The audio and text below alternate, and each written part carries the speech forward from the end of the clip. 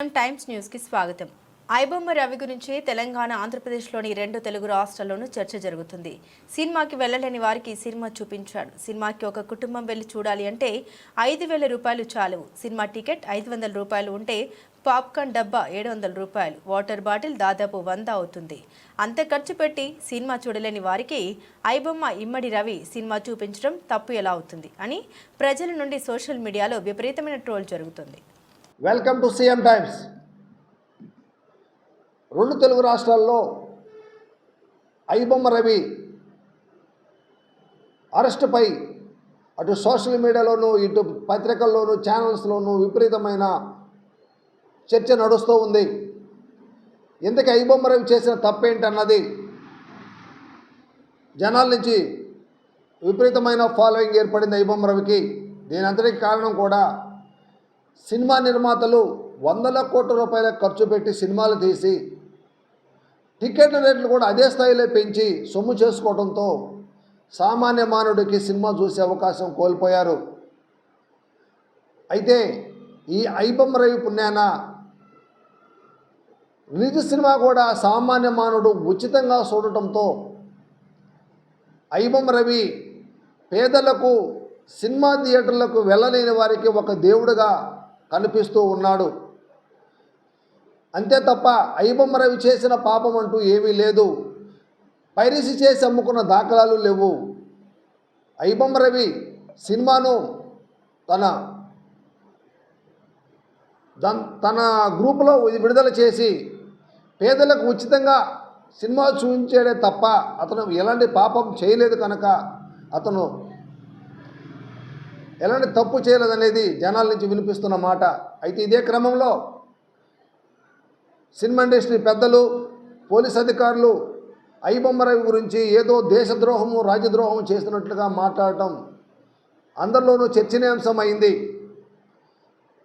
Cinema industry చెందిన చాలామంది పెద్దలు డ్రగ్స్ తీసుకొని పట్టుబడ్డా కూడా ఆ కేసులు ఇంతవరకు ఏమయ్యాయి, ఎవరికి ఎంత శిక్ష పడింది కూడా తెలియని పరిస్థితి. అదేవిధంగా ఎర్రచందనం స్మగ్లర్లను హీరోలుగా చూపిస్తున్న సినిమా హీరోలుగా చూపించి లక్షలు కోట్ల రూపాయలు దండుకుంటున్న బడా నిర్మాతలు చేసింది తప్పు కానప్పుడు పేదవాళ్ళకి, బడుగు బలహీన వర్గాలకి, నిరుపేదలకు, సామాన్య మానవుడు ఒక రకంగా చెప్పాలంటే సినిమాకి వెళ్ళి సినిమా చూసేదానికి కూడా డబ్బులు ఖర్చు పెట్టలేని సామాన్య మానవుడు కూడా సినిమా చూపించిన ఘనత ఒక ఐబొమ్మ రవికే దక్కిందని చెప్పాలి. ఇలాంటి క్రమంలో ఐబొమ్మ రవికి సోషల్ మీడియాలోనూ విపరీతమైన ఫాలోయింగ్ ఏర్పడింది. ఇప్పటికే ఆయనకి పెద్ద ఎత్తున ఫ్యాన్స్ ఏర్పడ్డారు. ఈ క్రమంలో పోలీసులు, తెలంగాణ సినిమా ఇండస్ట్రీ పెద్దలు అందరూ కూడా ఐబొమ్మ రవిని అరెస్ట్ చేయాలి, ఇంకేదో చేయాలన్న ఆలోచనలో ఉన్న వారికి జనాల నుంచి ఫాలోయింగ్ రావడంతో వాళ్ళు సందిగ్ధంలో పడ్డట్లు తెలుస్తుంది.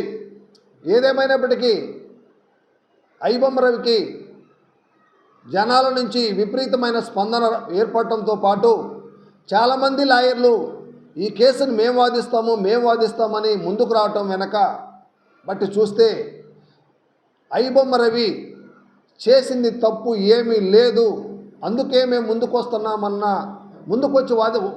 ముందుకొచ్చి వాదిస్తామన్న లాయర్ల మాటలను బట్టి చూస్తే ఐబొమ్మ చేసింది డ్రగ్స్ తీసుకోలేదు, మాఫియా చేయలేదు, గంధపు చెక్కల స్మగ్లింగ్ చేయలేదు, గంధపు చెక్కల గురించి జనాలను తప్పుడు సంకేతాలు చూపించి సినిమాలను క్యాచ్ చేసుకున్న హీరోలలాగా అతను తప్పులు చేయలేదు. కనుక ఐబొమ్మ రవి సామాన్య మానవుడికి సినిమా చూపించడం తప్ప అన్న చర్చ అయితే నడుస్తుంది.